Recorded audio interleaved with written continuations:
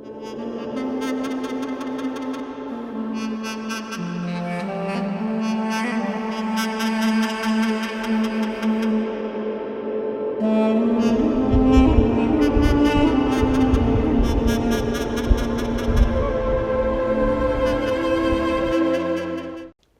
പ്രമാണങ്ങളെക്കുറിച്ച് വ്യത്യസ്തമായ അഭിപ്രായങ്ങൾ യഹൂദന്മാരുടെ ഇടയിൽ തന്നെയുണ്ട്.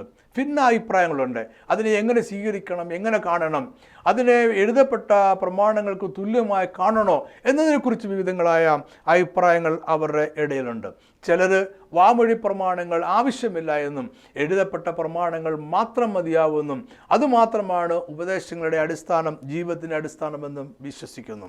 എന്നാൽ ശമര്യക്കാർ ഈ വാമൊഴി പ്രമാണങ്ങളെ സ്വീകരിച്ചിട്ടില്ല. ശമര്യക്കാരെ നിങ്ങൾക്കറിയായിരിക്കും, ഇസ്രായേൽ രാജ്യം രണ്ടായിട്ട് വിഭജിക്കപ്പെട്ട് കഴിഞ്ഞപ്പോൾ വടക്കൻ ഇസ്രായേൽ എന്ന് പറയുന്ന ഒരു രാജ്യമുണ്ടായി. ആ രാജ്യത്തിൻ്റെ തലസ്ഥാനമാണ് ശമര്യക്കാർ. അവിടെ താമസിച്ചിരുന്ന 10 ഗോത്രങ്ങളും അവരുടെ പിൻതലമുറക്കാരെയുമാണ് പിന്നീട് ശമര്യക്കാർ എന്ന് വിളിക്കുന്നത്. ഈ ശമര്യക്കാർ വേദപുസ്തകത്തിലെ ആദ്യത്തെ എഴുതപ്പെട്ട 5 പുസ്തകങ്ങളെ മാത്രമേ പ്രമാണമായി സ്വീകരിക്കുന്നുള്ളൂ. പ്രവാചകന്മാരുടെ പുസ്തകങ്ങളെയും മറ്റു പുസ്തകങ്ങളെയൊന്നും ശമര്യക്കാർ ദൈവവചനമായിട്ട് സ്വീകരിക്കുന്നതേ ഇല്ല. യഹൂദന്മാർക്കിടയിൽ സദൂക്യർ എന്ന് പറയുന്നൊരു വിഭാഗമുണ്ടായിരുന്നു. ഈ സദൂക്യരും എഴുതപ്പെട്ട വചനത്തെ മാത്രമേ ദൈവവചനമായി സ്വീകരിച്ചിരുന്നുള്ളൂ.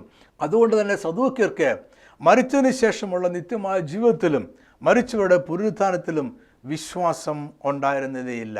എന്നാൽ യേശുവിൻ്റെ കാലത്തിലെ പരീശന്മാർ എഴുതപ്പെട്ട പ്രമാണവും വാമൊഴി പ്രമാണവും തുല്യമായ പ്രാധാന്യത്തോടുകൂടി, രണ്ടും ദൈവം നൽകിയതാണെന്നുള്ള പ്രാധാന്യത്തോടുകൂടി അതിൽ വിശ്വസിക്കുകയും അനുസരിക്കുവാൻ ശ്രമിക്കുകയും ചെയ്തിരുന്നു. ഇനി നമുക്ക് യേശു മിഷ്ന അഥവാ വാമൊഴി പ്രമാണങ്ങളെ എങ്ങനെയാണ് സമീപിച്ചത് എന്ന് നോക്കാം. യേശു തൻ്റെ പ്രസംഗങ്ങളിൽ വാമൊഴി പ്രമാണങ്ങളെ ഗൗരവമായി തന്നെ എടുത്തു പറയുന്നുണ്ട്. എന്നാൽ ദൈവപ്രമാണങ്ങളുടെ അവസാന വാക്കായോ അടിസ്ഥാനമായ പ്രമാണമായോ എഴുതപ്പെട്ട പ്രമാണങ്ങൾക്ക് തുല്യമായോ യേശു വാമൊഴി പ്രമാണങ്ങളെ എടുത്തു പറയുന്നില്ല, പരാമർശിക്കുന്നേയില്ല. യേശു വളരെയധികം പ്രാവശ്യം വാമൊഴിയാൽ പറഞ്ഞു വന്ന പ്രമാണങ്ങളെക്കുറിച്ച് സംസാരിക്കുന്നുണ്ട്. എങ്കിലും അതിനെ എഴുതപ്പെട്ട പ്രമാണങ്ങൾ തുല്യമായോ അടിസ്ഥാനപരമായ പ്രമാണമായിട്ടോ യേശു സ്വീകരിക്കുന്നില്ല.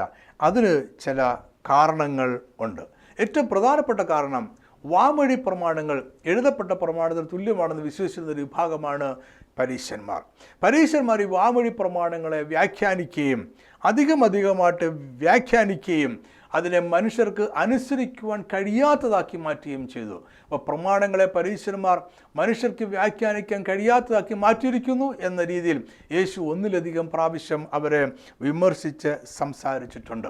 അതുകൊണ്ട് തന്നെ വാമൊഴി പ്രമാണങ്ങൾക്ക് എഴുതപ്പെട്ട പ്രമാണങ്ങൾക്ക് തുല്യമായിട്ടുള്ള പ്രാധാന്യം യേശു നൽകിയിട്ടില്ല എന്ന് വേണം നമ്മൾ മനസ്സിലാക്കുവാൻ. പരീശന്മാരുടെ വ്യാഖ്യാനത്തിന് വന്ന ഏറ്റവും വലിയ പരാജയം എന്ന് പറയുന്നത് പ്രവൃത്തിയാലുള്ള നീതീകരണം എന്ന കാഴ്ചപ്പാടാണ്. യേശു ആണെങ്കിലോ വിശ്വാസത്താലുള്ള നീതീകരണം എന്ന കാഴ്ചപ്പാടാണ് മുന്നോട്ട് വെച്ചത്. യേശു എന്ന മശികയിൽ വിശ്വസിക്കുന്ന മൂലമുണ്ടാകുന്ന നീതീകരണം എന്ന കാഴ്ചപ്പാടാണ് ക്രിസ്തീയ സഭയുടെ യേശുവിൻ്റെയും അപ്പോസ്തലന്മാരുടെയും കാഴ്ചപ്പാട്. എന്നാൽ പരീശന്മാർ അവരുടെ വ്യാഖ്യാനങ്ങൾ അല്ലെങ്കിൽ അവരുടെ വാമൊഴി പ്രമാണങ്ങളുടെ വ്യാഖ്യാനങ്ങൾ ഒന്നും തന്നെ യേശുവിലേക്ക് വിരൽ ചൂണ്ടാതെ പ്രവൃത്തിയാലുള്ള വിശ്വാസം എന്നതിലേക്കാണ് വിരൽ ചൂണ്ടിയത്. അതുകൊണ്ട് യേശു അതിനെ അംഗീകരിച്ചില്ല. അതുകൊണ്ട് യേശു ഈ പരീശന്മാരുടെ വിശദീകരണത്തെയും പരീശന്മാരുടെ വ്യാഖ്യാനത്തെയുമാണ് നിങ്ങളുടെ സമ്പ്രദായമെന്നും മനുഷ്യരുടെ സമ്പ്രദായമെന്നും വിളിച്ച് തള്ളിക്കളഞ്ഞത്. മത്തായി 5-ാം അധ്യായം മുതൽ 7-ാം അധ്യായം വരെയുള്ള ഭാഗത്ത് രേഖപ്പെടുത്തിയിരിക്കുന്ന ഗിരിപ്രഭാഷണം പരീശന്മാരുടെ ഉപദേശത്തെക്കാൾ ഉയർന്ന ഒരു ദൈവിക പ്രമാണമാണ് അവതരിപ്പിക്കുന്നത്. ഇതാണ് ദൈവരാജ്യത്തിൻ്റെ പ്രമാണം, അല്ലെ ദൈവരാജ്യത്തിൻ്റെ മൂല്യ വ്യവസ്ഥകൾ. വാമൊഴി പ്രമാണവും ക്രൈസ്തവ പാരമ്പര്യവും ഒന്നല്ല, അത് രണ്ടാണ് എന്ന് നമ്മൾ മനസ്സിലാക്കണം. 1-ാം നൂറ്റാണ്ടിൻ്റെ യഹൂദ സമൂഹത്തിൻ്റെ സംസ്കാരം വാമൊഴിയാൽ പ്രബലമായിരുന്നു, അല്ലെങ്കിൽ വാമൊഴി വളരെ ശക്തമായിരുന്നു എന്നർത്ഥം. അന്ന് എഴുത്തും വായനയും അറിയാവുന്നവർ വളരെ ചുരുക്കമായിരുന്നു. യേശുവിൻ്റെ കാലത്തുണ്ടായിരുന്ന ശാസ്ത്രിമാരെന്ന് പറയുന്ന വിഭാഗം, അവരാണ് എഴുത്തും വായനയും അറിയാവുന്നത്. അവരാണ് എഴുത്തും വായനയുടെയും കുത്തക സൂക്ഷിച്ചിരുന്നവർ അവരാണ്. അതുകൊണ്ട് എഴുത്തും വായനയും അറിയാമായിരുന്നവർ അക്കാലത്ത് വളരെ ചുരുക്കമായിരുന്ന ഒരു കാലഘട്ടത്തിൽ വാമൊഴിയാൽ പകരപ്പെടുന്ന അറിവുകൾ വളരെ പ്രധാനപ്പെട്ടതായിരുന്നു. ഇത് നമ്മൾ മനസ്സിലാക്കണം. അതുകൊണ്ടാണ് വാമൊഴി പ്രമാണത്തിന് വളരെയധികം പ്രാധാന്യം ഉണ്ട്. യേശുക്രിസ്തുവിന് ശേഷവും ആദ്യ നൂറ്റാണ്ടുകളിലും സുവിശേഷം എഴുതുന്നതിന് മുമ്പും അതിന് ശേഷവും കുറേ നാളത്തേക്കും ഈ വാമൊഴിയാൽ പകരപ്പെടുന്ന ചരിത്രം ആദിമസഭയിലെ ക്രൈസ്തവ വിശ്വാസികൾ സ്വീകരിച്ചിരുന്നു. ഞാൻ ഉദ്ദേശിക്കുന്നത് വാമൊഴിയാൽ പകരപ്പെട്ട യഹൂദന്മാരുടെ പ്രമാണത്തെക്കുറിച്ചല്ല, വാമൊഴിയാൽ പകരപ്പെടുന്ന ചരിത്രം, യേശുക്രിസ്തുവിനെ കുറിച്ചുള്ള ചരിത്രം, യേശുക്രിസ്തു പഠിപ്പിച്ചതിനെക്കുറിച്ചുള്ള ചരിത്രം, യേശുക്രിസ്തു പറഞ്ഞ ഉപദേശങ്ങളെക്കുറിച്ചുള്ള ചരിത്രം, അത് വാമൊഴിയാൽ ജനങ്ങൾ ഒരാളിൽ നിന്ന് മറ്റൊരാളിലേക്ക് പകർന്നുകൊണ്ടിരുന്നു. ഈ പകർന്ന വ്യാമൊഴിയാൽ പകർന്നിട്ടുള്ള വിവരങ്ങളിലെ ചരിത്രങ്ങളിലെ വിവരണങ്ങളിലെ ആദിമസഭ വളരെയധികം ആശ്രയിച്ചിരുന്നു. ഇതൊക്കെ വാമൊഴിയാലുള്ള പ്രമാണങ്ങൾ എന്തുമാത്രം പ്രധാനപ്പെട്ടതാണ് എന്ന് കാണിക്കുന്നതാണ്. എന്നാൽ വാമൊഴിയാലുള്ള പ്രമാണങ്ങളും നമ്മളിന്ന് ക്രൈസ്തവ സഭയിലെ ചില സഭാവിഭാഗങ്ങൾ പുലർത്തുന്ന പാരമ്പര്യവും ഒന്നല്ല, അത് രണ്ടാണ്. പാരമ്പര്യം എന്ന് പറഞ്ഞാൽ എന്താണ് എന്ന് നമുക്ക് നോക്കാം. കാരണം യഹൂദന്മാരുടെ വാമൊഴിയാള പ്രമാണം എന്താണെന്ന് ഏകദേശം നിങ്ങൾക്ക് മനസ്സിലായി കഴിഞ്ഞു. ഇനി നമുക്ക് പാരമ്പര്യം, ക്രൈസ്തവ സഭകളുടെ പാരമ്പര്യം എന്ന് പറയുന്നത് എന്താണെന്ന് നമുക്ക് നോക്കാം. യേശുക്രിസ്തുവിൻ്റെയോ അപ്പോസ്തലന്മാരുടെയോ പഠിപ്പിക്കലുകളോ ചരിത്ര സംഭവങ്ങളുമായോ എഴുതപ്പെട്ട ദൈവവചനവുമായി വലിയ ബന്ധമില്ലാതെ മനുഷ്യരുടെ ഇടയിൽ നിലനിൽക്കുന്ന സമ്പ്രദായങ്ങളെയാണ് നമ്മൾ പാരമ്പര്യം എന്ന് വിളിക്കുന്നത്. ഞാൻ ഒന്നുകൂടെ ആ വാചകം പറയാം. യേശുക്രിസ്തുവിൻ്റെയോ അപ്പോസ്തലന്മാരുടെയോ പഠിപ്പിക്കലുമായോ ചരിത്ര സംഭവങ്ങളുമായോ എഴുതപ്പെട്ട ദൈവവചനവുമായോ വലിയ ബന്ധമില്ലാതെ മനുഷ്യരിടയിൽ നിലനിൽക്കുന്ന സമ്പ്രദായങ്ങളെയാണ് ക്രൈസ്തവ പാരമ്പര്യം എന്ന് വിളിക്കുന്നത്. എന്നാൽ വാമൊഴി എന്നത് ചരിത്രവും വിവരങ്ങളും വിശ്വാസങ്ങളും ഉപദേശങ്ങളും വിശദീകരണങ്ങളും വ്യാഖ്യാനങ്ങളും മനുഷ്യരുടെ ഇടയിൽ തലമുറയായി പകരപ്പെടുവാൻ ഉപയോഗിക്കുന്ന ഒരു മാർഗമാണ്. വാമൊഴി എന്ന് പറയുന്ന ഒരു മാർഗമാണ്. ആ മാർഗത്തിലൂടെയാണ് യഹൂദന്മാരുടെ പുരാതന കാലത്ത്, അല്ലെങ്കിൽ ക്രിസ്തുവിന് മുമ്പുള്ള കാലഘട്ടത്തിൽ, അല്ലെങ്കിൽ അതിന് ശേഷമുള്ള കാലഘട്ടത്തിൽ പോലും ദൈവിക പ്രമാണങ്ങളുടെ വ്യാഖ്യാനങ്ങൾ കൈമാറ്റം ചെയ്തു വന്നിരിക്കുന്നത്. യേശുക്രിസ്തുവിനെ കുറിച്ചുള്ള ചരിത്രവും യേശുക്രിസ്തുവിനെ കുറിച്ചുള്ള വിവരങ്ങളും യേശുക്രിസ്തുവിനെക്കുറിച്ചുള്ള വിവരണങ്ങളും അവൻ്റെ പഠിപ്പിക്കലുമെല്ലാം ആദ്യ സഭയിലും പരന്നിരുന്നത്, പകരപ്പെട്ടിരുന്നത് വാമൊഴിയാലാണ് നമ്മൾ ഓർക്കണം. വാമൊഴി എന്നത് ചരിത്രവും വിവരങ്ങളും വിശ്വാസങ്ങളും ഉപദേശങ്ങളും വിശദീകരണങ്ങളും വ്യാഖ്യാനങ്ങളും മനുഷ്യരുടെ ഇടയിൽ തലമുറയായി പകരപ്പെടുവാൻ ഉപയോഗിക്കുന്ന ഒരു മാർഗം മാത്രം ആണ്. അതായത് കുറച്ചുകൂടെ വ്യക്തമായി നമ്മൾ പറഞ്ഞാൽ, വേദപുസ്തകത്തിലെ പല വിവരങ്ങളും ആദ്യം വാമൊഴിയാൽ പകരപ്പെട്ടിരുന്നതാണ്. എന്നാൽ അവ മാനുഷികമായ പാരമ്പര്യങ്ങളല്ല, അവ കൃത്യമായിട്ടുള്ള സംഭവങ്ങളുടെയും പഠിപ്പിക്കലുകളുടെയും വ്യാഖ്യാനങ്ങളുടെയും ഉപദേശങ്ങളുടെയും രേഖ തന്നെയായിരുന്നു. അത് എഴുതപ്പെട്ടതായിരുന്നില്ല, വാമൊഴിയാൽ പകരപ്പെട്ടതായിരുന്നു എന്ന് മാത്രമാണ്. ഈ വാമൊഴിയാൽ പകരപ്പെട്ടിരുന്ന വിവരങ്ങളെല്ലാം തന്നെ ദൃക്സാക്ഷികൾ പറഞ്ഞിട്ടുള്ള വിവരങ്ങളാണ്, സത്യസന്ധമായ വിവരങ്ങളാണ്. അത് എഴുതപ്പെടാതെ പകരപ്പെട്ടു എന്നത് അന്നത്തെ ഒരു ചരിത്ര പശ്ചാത്തലത്തിലെ ഒരു മാർഗമായിരുന്നു എന്ന് മാത്രമേ ഉള്ളൂ. അപ്പോൾ ഈ വാമൊഴിയാള പ്രമാണങ്ങൾ കെട്ടുകഥകളല്ല, വാമൊഴിയാള പ്രമാണങ്ങൾ ഐതിഹ്യങ്ങളല്ല, വാമൊഴിയാള പ്രമാണങ്ങൾ ഏതെങ്കിലും വ്യക്തികൾ രൂപപ്പെടുത്തി ഉള്ള കഥകളോ ഉപദേശങ്ങളോ രീതികളോ വ്യാഖ്യാനങ്ങളോ അല്ല എന്ന് നമ്മൾ പ്രത്യേകം മനസ്സിലാക്കണം. ഇങ്ങനെ വാമൊഴിയായിട്ടുള്ള പ്രമാണങ്ങളിൽ പലതും സുവിശേഷം എഴുതിയവർ ഉപയോഗിച്ചിട്ടുണ്ട്. സുവിശേഷങ്ങളിൽ പലയിടത്തും നമുക്ക് വാമൊഴിയായിട്ടുള്ള പ്രമാണങ്ങൾ ഉപയോഗിക്കപ്പെട്ടിരിക്കുന്നത് നമുക്ക് കാണാം. എന്നാൽ സുവിശേഷങ്ങളിൽ ഒരിടത്ത് പോലും മാനുഷികമായ പാരമ്പര്യങ്ങളുടെ അടിസ്ഥാനം നമുക്ക് കാണുവാൻ കഴിയത്തില്ല. ഒന്നുകൂടി ഞാൻ പറഞ്ഞാൽ, വാമൊഴിയായിട്ടുള്ള പ്രമാണങ്ങൾ അല്ലെങ്കിൽ വാമൊഴിയായി ലഭിച്ചിട്ടുള്ള വിവരങ്ങൾ, ഒന്നുകൂടി ഞാൻ നിങ്ങളോട് പറഞ്ഞാൽ, വാമൊഴിയായി ലഭിച്ചിട്ടുള്ള വിവരങ്ങൾ സുവിശേഷത്തിൽ പലയിടത്തും ഉപയോഗിച്ചിട്ടുണ്ട്. സുവിശേഷത്തിൽ പലയിടത്തും യേശുവിനെക്കുറിച്ചും യേശുവിനെ പഠിപ്പിക്കലിനെക്കുറിച്ചും പറയുവാനായിട്ടൊക്കെ വാമൊഴിയായി ലഭിച്ചിട്ടുള്ള വിവരങ്ങളും ചരിത്രങ്ങളും സുവിശേഷത്തിൽ ഉപയോഗിച്ചിട്ടുണ്ട്. എന്നാൽ സുവിശേഷങ്ങൾ മാനുഷിക പാരമ്പര്യങ്ങളുടെ അടിസ്ഥാനത്തിൽ എഴുതപ്പെട്ടതല്ല. ലൂക്കോസിൻ്റെ സുവിശേഷം എഴുതുവാനുള്ള വിവരങ്ങൾ അദ്ദേഹം തന്നെ ഇങ്ങനെയാണ് പറയുന്നത്. അദ്ദേഹം എങ്ങനെയാണ് വിവരങ്ങൾ ശേഖരിച്ചത് എന്ന് അദ്ദേഹത്തിൻ്റെ സുവിശേഷത്തിൻ്റെ തുടക്കത്തിൽ തന്നെ പറയുന്നുണ്ട്. ലൂക്കോസ് 1:1-4 വരെയുള്ള വാക്യങ്ങൾ.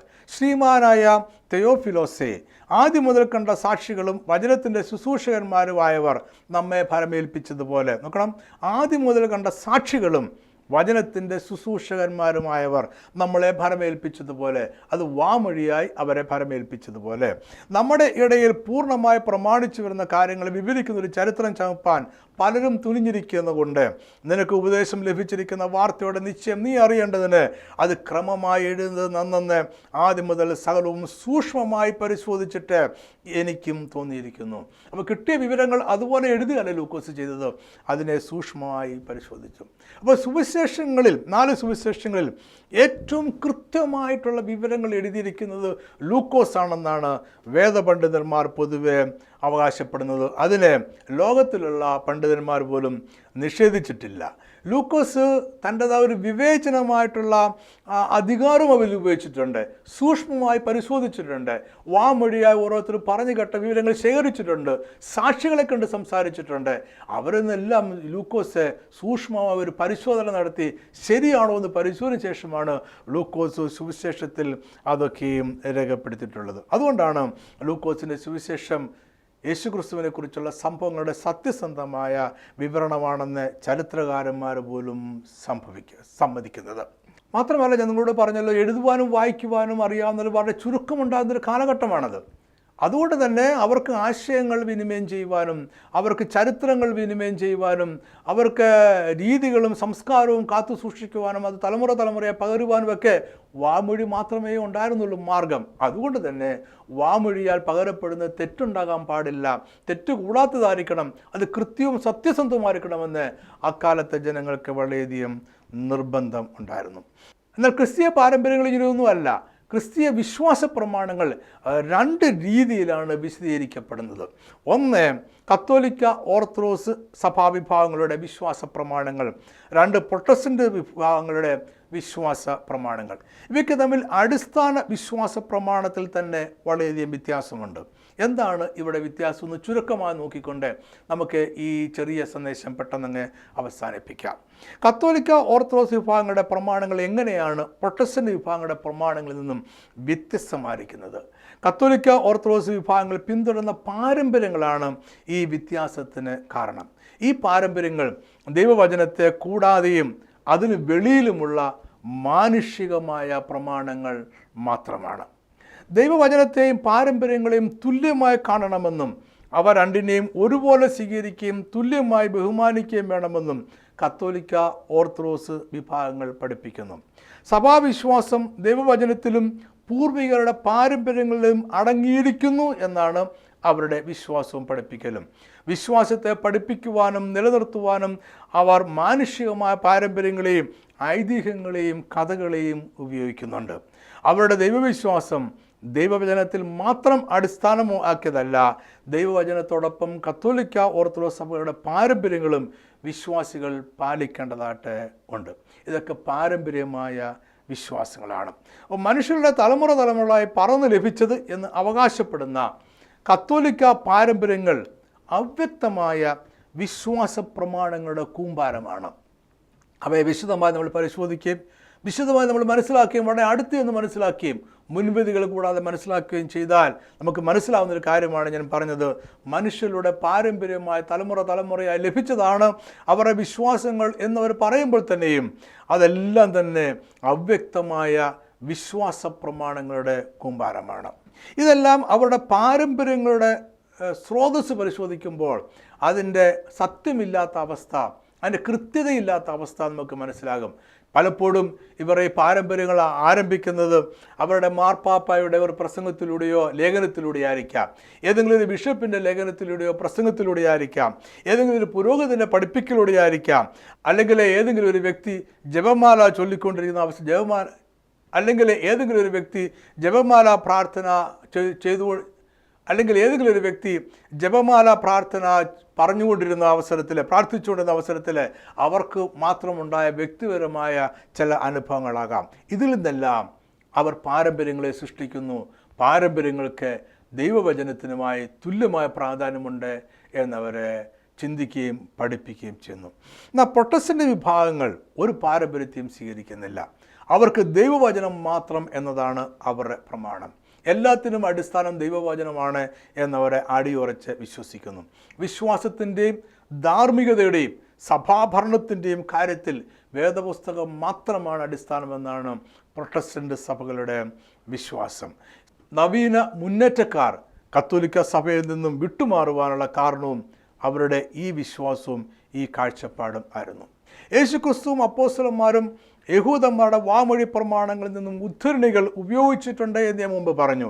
എങ്കിലും ക്രൈസ്തവ വിശ്വാസത്തിൻ്റെ പ്രമാണങ്ങൾ രൂപീകരിക്കുവാനായി യേശുവോ അപ്പോസ്തലന്മാരോ യഹൂദന്മാരുടെ വാമൊഴി പ്രമാണങ്ങളെ ഉപയോഗിച്ചിട്ടേ ഇല്ല. അത് അവർ വചനത്തെ മാത്രമേ ഉപദേശം രൂപീകരിക്കുവാനായിട്ട് ഉപയോഗിച്ചിട്ടുള്ളൂ. വേദപുസ്തകം എഴുതപ്പെട്ട മൂലഭാഷകളുടെ പഠനം, പുരാവസ്തു ഗവേഷകർ ശേഖരിക്കുന്ന വിവരങ്ങൾ, ചരിത്രം, ആദ്യ നൂറ്റാണ്ടിലെ ക്രൈസ്തവ വിശ്വാസികളുടെ എഴുത്തുകൾ എന്നിവയെല്ലാം വചനം പഠിക്കുവാനായി ഉപയോഗിക്കുവാൻ ഒരു തെറ്റുമില്ല എന്ന് പ്രൊട്ടസ്റ്റന്റ് സഭകൾ വിശ്വസിക്കുന്നുണ്ട്. അപ്പോൾ വചനം പഠിക്കുവാനായിട്ട് നമുക്ക് ചരിത്രത്തെ ഉപയോഗിക്കാം, യഹൂദന്മാരുടെ വാമൊഴി പ്രമാണങ്ങളെ ഉപയോഗിക്കാം, മാത്രമല്ല ചരിത്ര വിവരങ്ങളെ ഉപയോഗിക്കാം, പുരാവസ്തു ഗവേഷകരുടെ കണ്ടെത്തലുകളെ ഉപയോഗിക്കാം, ഭൂമിയെക്കുറിച്ച് പഠിക്കുന്ന, മനുഷ്യനെക്കുറിച്ച് പഠിക്കുന്ന ഗവേഷകരുടെ പഠനങ്ങളെയും അവർ കണ്ടെത്തുന്ന വിവരങ്ങളെയും നമുക്ക് ഉപയോഗിക്കാം. നമുക്കിതെല്ലാം വേദപുസ്തകം പഠിക്കുവാനായിട്ട്, വേദപുസ്തകം മനസ്സിലാക്കുവാനായിട്ട്, വിശദമായി മനസ്സിലാക്കുവാനായിട്ട്, ആഴത്തുള്ള അർത്ഥം മനസ്സിലാക്കാൻ നമുക്ക് ഉപയോഗിക്കാം. പ്രത്യേകിച്ച് പുരാതന കാലത്തെ ഭാഷകളെക്കുറിച്ചുള്ള പഠനം, അത് നമുക്ക് വചനം പഠിക്കുവാൻ വളരെയധികം ആവശ്യമാണ്. ഇതിനൊക്കെ നമുക്ക് ഉപയോഗിക്കാം. അതിനോട് പ്രൊട്ടസ്റ്റന്റ് സഭകൾക്ക് യാതൊരു വിയോജിപ്പും ഇല്ല. എന്നാൽ മാനുഷികമായ പാരമ്പര്യങ്ങളെ ദൈവവചനത്തിന് തുല്യമായി പ്രൊട്ടസ്റ്റന്റ് സഭകൾ കാണുന്നത് ഇല്ല. ഞാൻ ഈ പഠനം അവസാനിപ്പിക്കാൻ ആഗ്രഹിക്കുന്നു. ഒരു വാക്യം ഞങ്ങളെ വായിച്ച് കേൾപ്പിക്കാൻ ആഗ്രഹിക്കുന്നു. 2 തെസ്സലോനിക്കർ 2:15. ആകയാൽ സഹോദരന്മാരെ, നിങ്ങൾ ഉറച്ചു നിന്ന് ഞങ്ങൾ വാക്കിനാലോ ലേഖനത്താലോ ഉപദേശിച്ചു തന്ന പ്രമാണങ്ങളെ മുറുകെ പിടിച്ചുകൊള്ളുവിൻ. ഇവിടെ വാക്കിനാലോ എന്ന് പറഞ്ഞത് വാമൊഴിയാൽ അപ്പോസ്തലന്മാർ പകർന്നു കൊടുത്ത ഉപദേശങ്ങളാണ്. അത് പാരമ്പര്യങ്ങളല്ല, അത് ഉപദേശങ്ങളാണ്. അത് യേശുക്രിസ്തുവിൻ്റെ ഉപദേശങ്ങളാണ്, യേശുക്രിസ്തുവിനെ കുറിച്ചുള്ള ചരിത്ര വിവരങ്ങളാണ്. 2 തിമോഥെയോസ് 3:6 പറയുന്നത് എല്ലാ തിരുവെഴുത്തും ദൈവശ്വാസീയമാണെന്നാണ്. എന്ന് പറഞ്ഞാൽ എല്ലാ തിരുവെഴുത്തിലും ദൈവത്തിൻ്റെ ശ്വാസമുണ്ട് എന്നാണ്. ദൈവത്തിൻ്റെ ശ്വാസം വന്നപ്പോഴാണ് ആദമിന് ജീവൻ വെച്ചത് എന്ന് നമ്മൾ ഓർക്കണം. ഇവിടെ അങ്ങനെ ജീവൻ കൊടുക്കുന്ന ദൈവത്തിൻ്റെ ശ്വാസം എല്ലാ തിരുവെഴുത്തിലുമുണ്ട് എന്നാണ് ഈ വാക്യത്തിൻ്റെ അർത്ഥം. അതുകൊണ്ട് എല്ലാ തിരുവെഴുത്തുകളിലും ദൈവത്തിൻ്റെ കയ്യൊപ്പുണ്ട്. ഇത് യുക്തവും സത്യവുമാണ് എന്ന് ദൈവം സാക്ഷിക്കുന്നുണ്ട്. ഇത് വിശ്വസിക്കുവാൻ കഴിയുന്നതും നമുക്ക് പകർന്നു കൊടുക്കാൻ കഴിയുന്നതും അനുസരിക്കുവാൻ കഴിയുന്നതും ഇത് നിത്യജീവൻ നൽകുന്നതുമാണ് എന്നാണ് ദൈവത്തിൻ്റെ കയ്യൊപ്പിൻ്റെ അർത്ഥമെന്ന് പറഞ്ഞതും. എല്ലാ തിരുവെഴുത്തും ദൈവത്തിൻ്റെ നിശ്വാസ്യമാണെന്ന് പറയുമ്പോൾ എല്ലാ തിരുവെഴുത്തിലും ദൈവത്തിൻ്റെ അംഗീകാരമുണ്ട്, ദൈവത്തിൻ്റെ ശ്വാസമുണ്ട്, ദൈവത്തിൻ്റെ ജീവനുണ്ട്. അതുകൊണ്ടത് സ്വീകരിക്കുവാനും അന്തിമമായി അടിസ്ഥാനപരമായി ദൈവത്തിൻ്റെ വചനമാണ് സകലത്തിൻ്റെയും അടിസ്ഥാനമെന്ന് പറയുവാനും നമുക്ക് കഴിയും. അതുകൊണ്ട് നമുക്ക് ദൈവത്തിൻ്റെ വചനത്തെ സകലത്തിൻ്റെയും അടിസ്ഥാനമായി നമുക്ക് സ്വീകരിക്കുവാനായിട്ട് കഴിയും. യഹൂദന്മാരുടെ വാമൊഴി പ്രമാണങ്ങളുടെ പ്രത്യേകത എന്താണ്? അതിൻ്റെ പ്രാധാന്യം എന്താണ്? വാമൊഴി പ്രമാണങ്ങൾ എന്ന് പറഞ്ഞാൽ എന്താണ്? ക്രിസ്തീയ സഭകളിൽ ഇന്ന് കാണുന്ന പാരമ്പര്യം എന്താണ്? ആ പാരമ്പര്യത്തിൻ്റെ പോരായ്മ എന്താണ്? പ്രൊട്ടസ്റ്റന്റ് സഭകൾ പറയുന്ന ദൈവവചനം മാത്രമെന്ന് പറയുന്ന പ്രമാണം എന്താണ്? ഇതിനെക്കുറിച്ചൊക്കെയാണ് നമ്മൾ ചുരുക്കമായിട്ടാണ് ചിന്തിച്ചത്. അധികം വിശദീകരിക്കുവാനായിട്ട് നമ്മൾ സമയമെടുത്തില്ല. എങ്കിലും ഈ ചെറിയ സന്ദേശം നിങ്ങൾക്ക് അനുഗ്രഹമായി തീർന്നു എന്ന് ഞാൻ വിശ്വസിക്കുന്നു. കർത്താവ് നിങ്ങളെ അനുഗ്രഹിക്കട്ടെ. ആമേൻ.